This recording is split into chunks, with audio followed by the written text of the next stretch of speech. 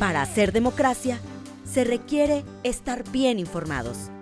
La Urna, programa del Instituto Electoral de Coahuila.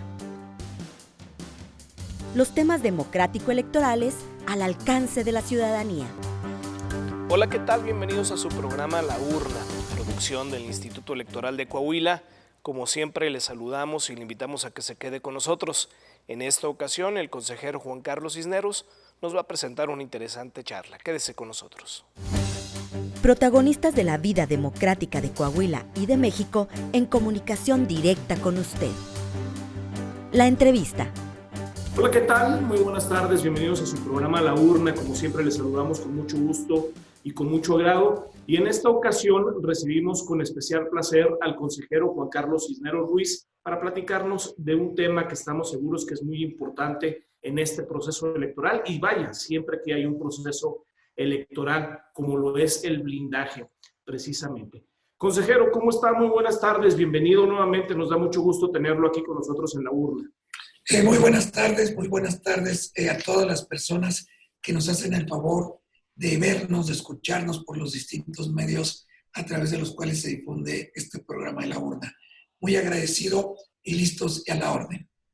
Sí, no, pues muchísimas gracias por aceptar esta invitación, consejero. Siempre nos da gusto tenerlo con nosotros aquí en La Urna. Y qué mejor que hacerlo con un tema muy importante y que tiene mucha vigencia por los momentos que estamos viviendo en Coahuila, como lo es el blindaje electoral. ¿Qué nos puede platicar al respecto? ¿Qué es el blindaje electoral, consejero? Antes que nada. Fíjate, es muy interesante porque es un término que a veces escuchamos mucho, pero no lo tenemos muy claro. El blindaje electoral es toda una serie de acciones que tienden a prevenir la comisión de posibles infracciones por parte de servidores públicos. Es decir, son acciones que tienden a prevenir que no haya desvío de recursos públicos, que no haya desvío de bienes públicos en favor de un partido político o candidato, por un lado, pero por otro lado también ese blindaje le permite a las personas que están como servidoras y servidores públicos conocer igualmente sus derechos que tienen en el ámbito político electoral para poder ejercer a plenitud. Básicamente, por tanto, el blindaje electoral nos permite a nosotros como autoridad informarle a las y a los servidores públicos cuáles son sus derechos y cuáles son sus obligaciones en un proceso electoral local.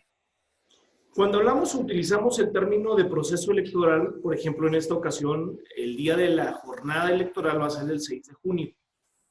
Pero cuando hablamos de proceso electoral, va mucho más allá de simple y sencillamente el día en el que acudimos a las urnas. Es decir, hay procesos como precampaña, intercampaña, campaña, veda, una serie de etapas de un proceso electoral. Este blindaje, consejero, me gustaría si nos pudiera explicar en qué fechas o en qué partes de ese periodo o de ese proceso electoral aplica o se lleva a cabo. Como bien dices, el proceso electoral inició para Coahuila el día 1 de enero de este año de 2021. Nosotros ya estamos inmersos, de hecho, en el periodo de campañas electorales que iniciaron este pasado día 4 de abril y que habrán de concluir las campañas electorales el 2 de junio. El proceso electoral inicia desde el 1 de enero, en efecto, pero el periodo de campañas electorales es del 4 de abril al 2 de junio. La suspensión de propaganda gubernamental, por ejemplo, se va a dar hasta el propio día de la jornada electoral, es el día 6 de junio. Es decir, este periodo de veda electoral, donde las y los servidores públicos tienen que poner especial empeño en que no se difundan propaganda gubernamental y no realizar actos tendientes a favorecer a un partido político o a un candidato utilizando recursos públicos, lo tenemos ya en este periodo de veda electoral que va a concluir hasta el día 6 de junio de este año 2021. Hace unos días prácticamente estuvo usted por ahí en una reunión, sabemos por ahí que la semana anterior estuvo por ahí en una reunión en donde se habló precisamente, donde trabajaron ese tema de lo que es el blindaje electoral. Que quisiera yo ver si nos pudiera platicar un poquito más respecto a quiénes aplica este blindaje electoral Y la segunda pregunta que se me ocurre ahorita también preguntar, que me parece interesante, es si aplica única y exclusivamente a funcionarios gubernamentales o también a medios de comunicación o a algún otro ciudadano. Sí, claro, te comento, el blindaje electoral, en primer lugar, en efecto, es un concepto que, como ya lo expliqué, tiene su principal destinatario en los servidores públicos. ¿Por qué? Porque el servidor público tiene a su disposición el uso de recursos que provienen del erario, sean servidores públicos del orden municipal, del orden estatal o del orden federal, y que por tanto, al tener esa disposición de recursos públicos, pueden utilizarlos, y si los utilizan en forma inadecuada en beneficio de un partido político o de un candidato, obviamente se da un desequilibrio en el proceso electoral. Hay que recordar que el voto, una de las características esenciales que tiene es que es un voto libre, y el voto libre transita porque no existan agentes externos que lo vayan a influenciar.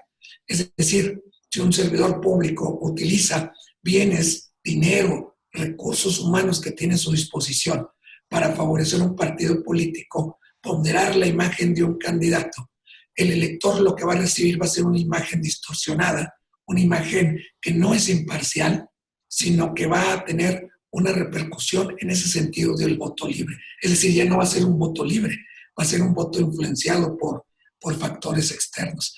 Y dentro de ese conglomerado del blindaje electoral, obviamente intervienen otras partes, como son, por ejemplo, los medios de comunicación, los que no deben de transmitir, por ejemplo, propaganda que no sea la autorizada por el Instituto Nacional Electoral.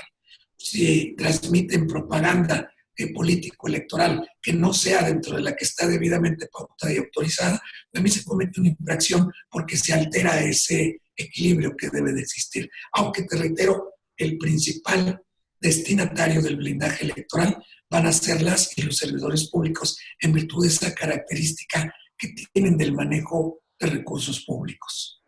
Hace unos días tuvieron una sesión en el Consejo General del Instituto donde se hablaba de la equidad, la equidad de género. Esta es una especie de equidad también que busca y que procura el Instituto Electoral de Coahuila para todas las candidatas y los candidatos. En efecto, como tú bien decías en la anterior pregunta, tuve la oportunidad de asistir a una reunión de un comité que se ha integrado entre los diferentes órdenes de gobiernos aquí en la entidad, precisamente hablando de temas de blindaje electoral. Y una situación que yo recalcaba ahí es que se habla de un piso parejo, es decir, que todos los partidos políticos, que todos los candidatos tengan exactamente el mismo piso para a partir de ahí poder buscar el voto de los electores. En ese sentido, nosotros tenemos como autoridad electoral que procurar que exista ese piso parejo, es decir, que en el fondo todos los partidos políticos, sus candidatas y candidatos, y obviamente también las candidaturas independientes, accedan al electorado en igualdad de circunstancias. ¿Qué nos puede comentar respecto a las prohibiciones o limitaciones, consejero, que tienen los servidores públicos y entes públicos durante este periodo del proceso electoral y donde se aplica precisamente este blindaje? Mira, de hecho, es bien importante. Hay varias limitaciones que tienen los servidores públicos, como por ejemplo, no utilizar recursos que tengan a su disposición para favorecer a un candidato determinado. Por ejemplo, si realizan cierto tipo de propaganda gubernamental, pues que no vaya su nombre implícito o que no vaya su imagen. También deberán tener cuidado las y los servidores públicos en que cuando ellos tengan a bien expresar en una asistencia, por ejemplo, a un evento proselitista, lo hagan en los días inhábiles que la ley les marca. Dicho de otra manera, lo que el servidor público debe de atender siempre es esa equidad, es decir, que no exista un favoritismo en el cual se empleen recursos públicos para atender a un partido político o para generar una corriente de simpatía o inclusive, dice la norma, de animadversión en contra de un candidato o candidata.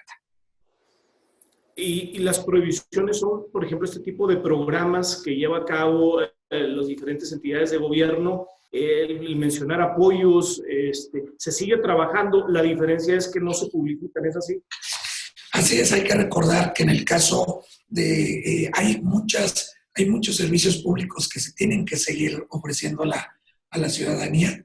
Obviamente los servicios públicos no se detienen porque son parte del ejercicio cotidiano del quehacer gubernamental de ayuntamientos, de gobiernos estatal y federal. Lo que sí se tiene que hacer es que el servidor público no tiene que realizar manifestaciones partidistas y, por ejemplo, el Código Electoral del Estado de Coahuila previene en su artículo 4 que 2 semanas antes y obviamente durante el desarrollo de la jornada no puede hacer entregas de programas asistenciales. Pero el resto de los servicios que puede y debe seguir prestando el Estado y los municipios lo puede seguir haciendo, pero no debe de publicitarlos como logros. ¿Hay alguna excepción a la regla, consejero, y alguna información que sí se pueda publicitar? Claro, y esto, qué bueno que lo preguntas. Hay que recordar que hay cierto tipo de temas que previene la ley que pueden seguirse difundiendo. Hablo en el caso específico de temas de salud, de temas de educación, los temas de protección civil. Obviamente son situaciones que se tienen que seguir difundiendo. Por ejemplo, de salud en esta época de COVID se tiene que seguir difundiendo la información que tenga el Estado y los municipios para alertar a la población, para informarle de los casos que ha habido, para informarle dónde están los centros de vacunación. Eso sí tienen que seguirse difundiendo. ¿Por qué? Porque son servicios que la ciudadanía requiere conocer por la prioridad que tiene. Entonces, ese tipo de información sí se puede dar a conocer a pesar de este blindaje electoral, y es importante que la ciudadanía sepa, sobre todo por el momento que vivimos actualmente en materia de salud, consejero. El INE puede visualizar la información o los programas, la comunicación social que llevan a cabo los gobiernos para emitir alguna recomendación o bien alguna autorización de esta información. ¿O es el Instituto Electoral de Coahuila? Es correcto. El Instituto Nacional Electoral, conforme a los lineamientos que tiene, aprobó ya hace algunos días, a través de su acuerdo, un acuerdo del Consejo General, una serie de campañas que fueron sometidas a su consideración. Conforme a los lineamientos, las autoridades federales, estatales, municipales pueden preguntarle al INE durante cierto periodo de tiempo que ya obviamente ya venció, pudieron preguntarle cuáles eran las campañas que ellos tenían para que fueran en su caso dictaminadas en forma favorable o no. En el caso, por ejemplo, del gobierno del Estado de Coahuila, presentó diversas campañas a consideración del INE, muchas de las cuales fueron aprobadas y dictaminadas en forma procedente. Y esto es bien importante. Por ejemplo, hay campañas que tienen que ver con turismo, que fueron aprobadas favorablemente por el Consejo General del INE. Y a lo mejor la gente dirá, ¿y por qué turismo? Bueno, porque en el concepto de educación, la educación no es un concepto solamente escolar.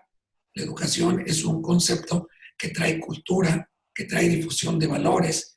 Y por ejemplo, en el caso de turismo, hay que recordar que algunos de nuestros pueblos mágicos que tenemos en Coahuila, pues tienen también la necesidad de promocionar eventos culturales que realizan, eventos gastronómicos, eventos donde muestran la cultura, las artes, lo que ellos tienen para ofrecer. En ese sentido, varias campañas turísticas fueron aprobadas, obviamente campañas que tienen que ver con temas, hay que recordar, tuvimos hace poco un incendio muy importante en la sierra del sureste del estado de Coahuila, y a final de cuentas hay también campañas que tienen que ver con prevención de incendios forestales. Entonces, el INE ha dictaminado favorablemente varias de ellas y son las que vamos a ver ahorita en esta temporada, aún en temporada electoral, vamos a ver que siguen operando.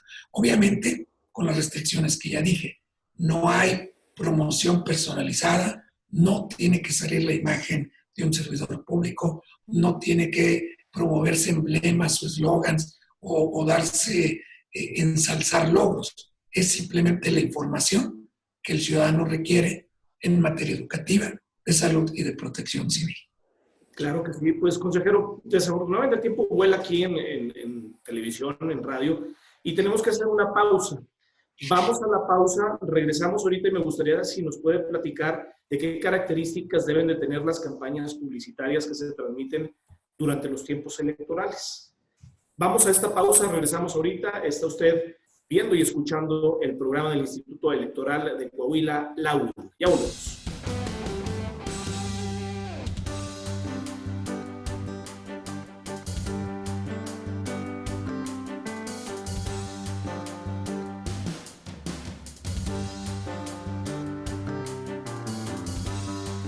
Gracias por continuar con nosotros y estamos aquí con el consejero Juan Carlos Cisneros Ruiz en el programa La Urna y está hablando de blindaje electoral, este tema tan importante y tan interesante, sobre todo cuando estamos viviendo un proceso electoral. Antes de irnos a la pausa, consejero, le pedía yo si nos pudiera platicar o ampliar un poquito más la información respecto a las características que deben de tener o poseer estas campañas publicitarias que se llevan a cabo durante un proceso electoral.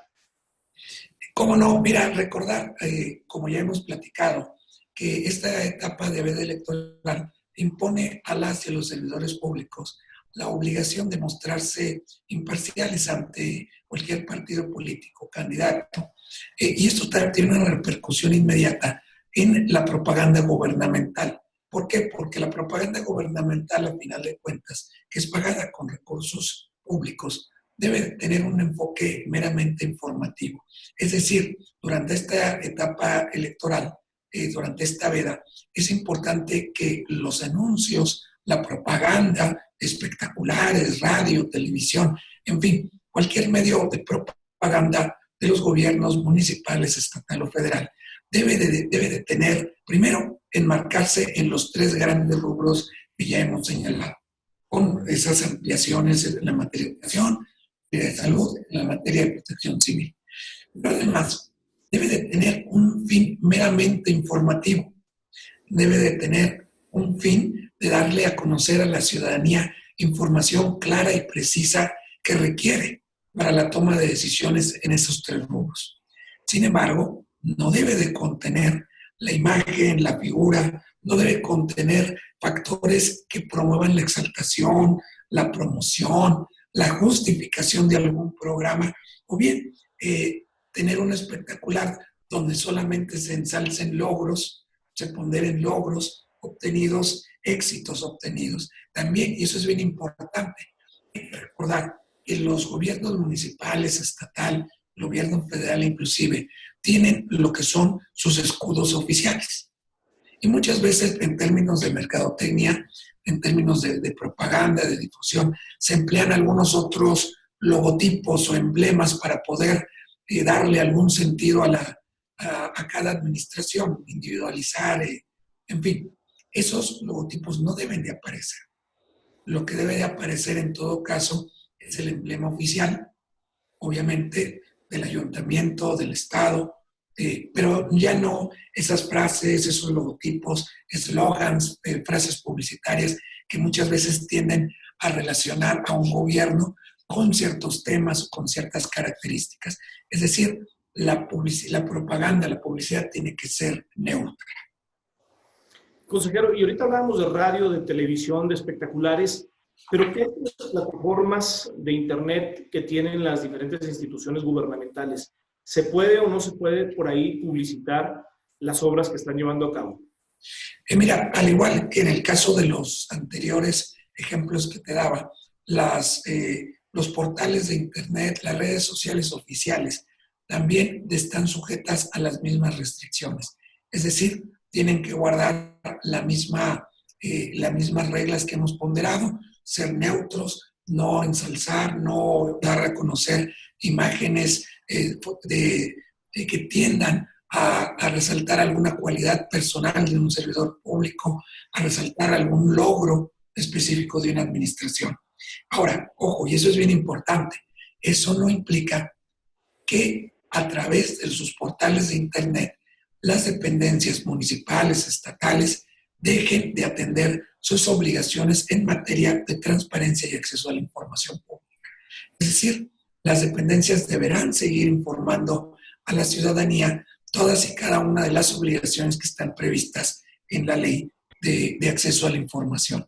Dicho de otra manera, no se les releva de esa obligación, tienen que seguir informando, pero con las características que hemos dicho, una información neutra, imparcial, sin que tienda a ponderar logros o éxitos, justificando algún programa, etc.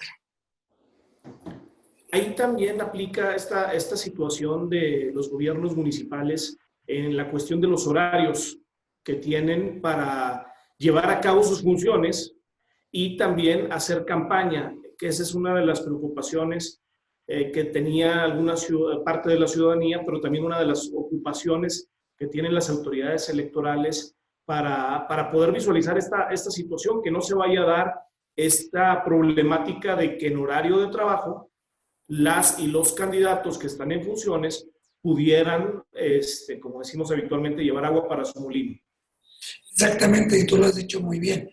Hay lineamientos específicos que señalan que en el caso de las personas que están buscando reelección y que no dejaron su cargo, deberán, y así lo establece el lineamiento del INE, el acuerdo general que nos aplica también a las elecciones locales, deberán seguir atendiendo sus obligaciones que le corresponden en el servicio público. Te puedo decir, por ejemplo, en el caso de diversos servidores públicos que no renunciaron, por ejemplo, hay desde presidentes municipales, regidores que no han renunciado, deben de seguir atendiendo las obligaciones que les son inherentes y además deben redoblar el esfuerzo de observación de no utilizar por ningún motivo recursos públicos que estén a su disposición. Es decir, tendrán que realizar su campaña fuera de horario de trabajo y deberán establecer con mucha claridad que los bienes que tienen a su disposición para el efecto de su función pública no deberán de ser utilizados bajo ningún concepto y bajo ningún motivo en la campaña electoral en la cual busquen la reelección, en el caso de que así se trate. Y son los propios cabildos, los propios ayuntamientos quienes definen ese horario de labores que usted está mencionando. Sí, de hecho, fíjate que comentaba en la reunión a la cual asistí, que ya hacíamos referencia, los horarios, los días inhábiles, están marcados en muchos ordenamientos. Hay algunas autoridades que lo tienen en ley, hay otras que lo tienen en reglamentos, hay otras que los tienen en acuerdos de cabildo, hay otras que los tienen en circulares, oficios que remiten las direcciones de administración o de recursos humanos. Pero en el caso que sea en donde estén ubicados, cada autoridad tendrá que hacer referencia a ellos. Es decir, si yo soy, si se me autorizó el horario en cabildo, lunes a viernes de tal a tal hora, y que se declaran días inhábiles, sábados y domingos, bueno, yo ya sé, en mi caso, en qué horarios y en qué días puedo yo eventualmente hacer labor proselitista. Esto es muy importante porque hay que recordar que hay servidores públicos que de diferentes órdenes, de diferentes instancias, cada uno tendrá que remitirse al ordenamiento que rija en forma concreta.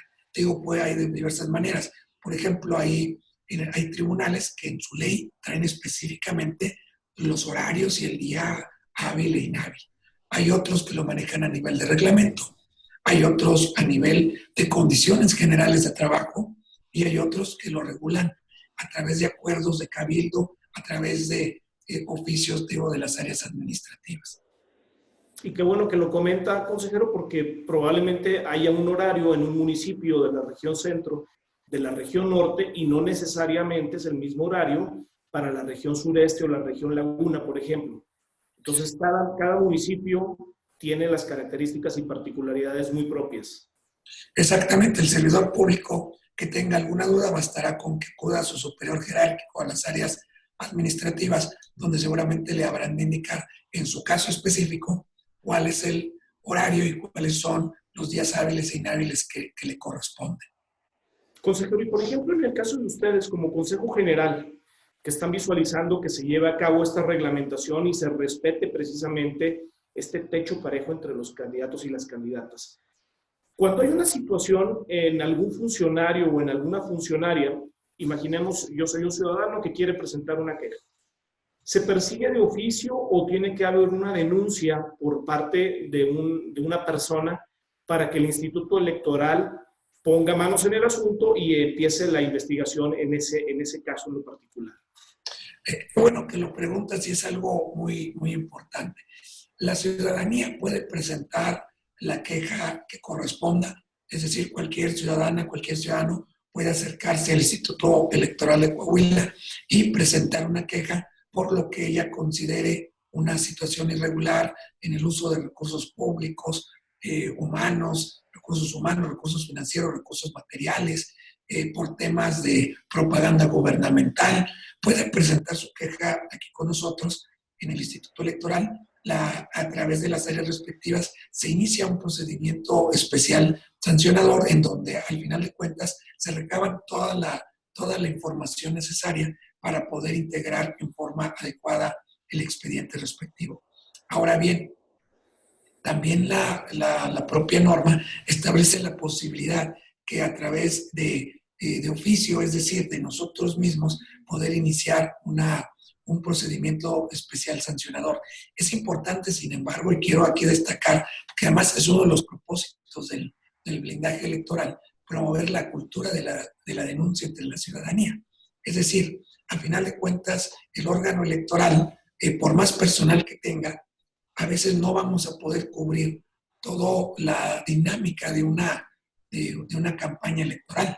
Estaremos al pendiente y pondremos nuestro mejor esfuerzo, pero siempre la colaboración de la ciudadanía va a ser fundamental para poder detectar aquellas irregularidades que se vayan dando en un proceso como este, donde hay 38 ayuntamientos que habrán de ser electos.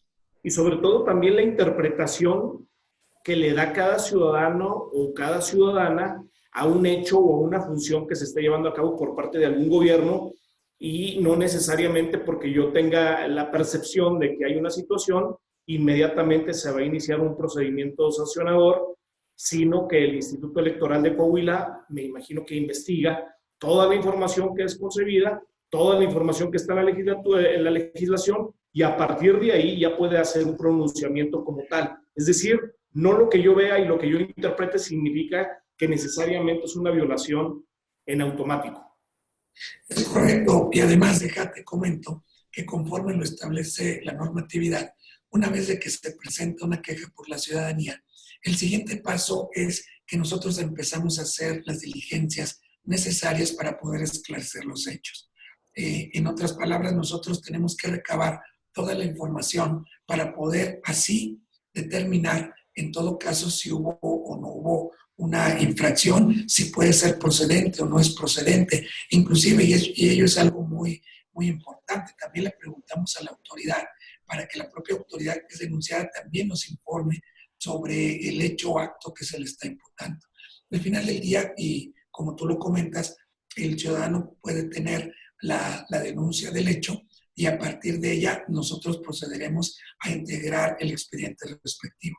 Y muchas veces, y eso es muy relevante, muchas veces nosotros, la ciudadanía nos entrega un indicio, nos entrega un acto que en efecto ya vio, ya percibió esa persona, y al final de cuentas nosotros como autoridad, ya con la investidura y los elementos que tenemos, podemos recabar mucha mayor información y así dilucidar cuál es la verdad de los hechos que se nos están señalando en una queja determinada. Hay algunos aspectos, algunos principios, y con esto quiero cerrar, ya me estoy preparando lo que es el cierre de esta charla, consejero, bajo los cuales se rigen las autoridades electorales. Y este programa, esta plataforma de blindaje electoral, permite fortalecer dos aspectos que me parece muy importante y me gustaría que ampliáramos un poquito más de información al respecto, lo que es la imparcialidad y la equidad. Yo sé que ya platicamos ahorita en el primer bloque de esto, pero creo que es muy importante dejarle claro a la ciudadanía que todo este tipo de acciones, todo este tipo de legislación ya existente y esta operación que lleva a cabo el Instituto Electoral de Coahuila busca principalmente fortalecer la imparcialidad y la equidad entre las y los contendientes. Es muy relevante poder decirle a la ciudadanía que nos está escuchando que esos principios de imparcialidad y equidad en la contienda electoral que deben ser orientación, guía para las y los servidores públicos, están previstos en la Constitución Política de los Estados Unidos Mexicanos, en su artículo 134. Por un lado, la obligación de la imparcialidad. Es decir, yo no debo condicionar, por ejemplo, la entrega de un servicio, la entrega de un beneficio a una persona a que se ha emitido un voto a favor de un partido político o candidato. Yo no puedo influir en la equidad de la contienda dándole o ofreciéndole recursos materiales, financieros o humanos a un partido candidato. La imparcialidad debe de entenderse como que todo servidor público debe ejercer su función, sin distingos ni partidistas ni favoritismos de candidatos. Perfecto. Debe ser también equitativo en el sentido de que el proceso electoral corre bajo un piso parejo para todos. Es decir, todos los partidos políticos y candidatos deben de tener una cancha pareja donde puedan jugar y donde al final de cuentas puedan ofrecer a través de sus plataformas electorales y sus propuestas de campaña lo que ellos desean conseguir, sea como en el caso nuestro en el ámbito local, como alcaldes, síndicos, regidores. Y en su caso, y ello es muy importante, que eso sea y que favorezca ese voto libre e informado que nosotros desde el Instituto Electoral de Coahuila estamos promoviendo. Perfecto, consejero, pues muchísimas gracias. ¿Algo más que quisiera usted comentarnos a este respecto? Solamente por último, decir que los servidores públicos, las servidoras públicas, deben guiarse por estos principios constitucionales y deben obrar siempre con prudencia en estos puntos. La autocontención, es decir, que el servidor público esté consciente a partir de la capacitación que reciba, a partir del conocimiento de la ley, sepa cuáles son sus derechos y cuáles son sus obligaciones, porque tiene derechos político-electorales, es algo que puede ejercer. Solamente tiene que hacerlo con esas limitaciones que por su propio encargo la Constitución y las leyes le han estipulado. Perfecto, consejero, pues muchísimas gracias. Le agradecemos mucho que esté con nosotros aquí en el programa de La Urna. Al contrario, un placer acompañarlos, saludar a toda la ciudadanía e invitarlos a que este próximo domingo 6 de junio salgan a elegir en el ámbito federal diputadas, diputados federales y en el ámbito local a nuestros ayuntamientos, a nuestros gobiernos municipales. Muchas gracias. Claro que sí, esperemos verlo muy pronto de nueva cuenta aquí con nosotros en La Urna, consejero. Y bueno, pues agradecemos también a usted por el poder de su atención. Nos despedimos y nos vemos en la próxima emisión de La Urna. Recuerde las vías de comunicación a través de nuestras redes sociales y estamos para servirle. Pásela muy bien. Excelente tarde. Y bueno, fue todo. Muchísimas gracias por haber estado aquí con nosotros en su programa La Urna, esta producción del Instituto Electoral de Coahuila.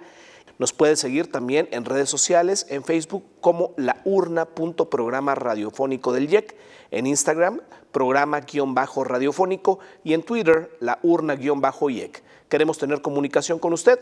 Pásenla muy bien. Hasta la próxima semana. Gracias por acompañarnos en una emisión más de La Urna, llevado hasta ustedes por el Instituto Electoral de Coahuila. Nos escuchamos en nuestra próxima emisión.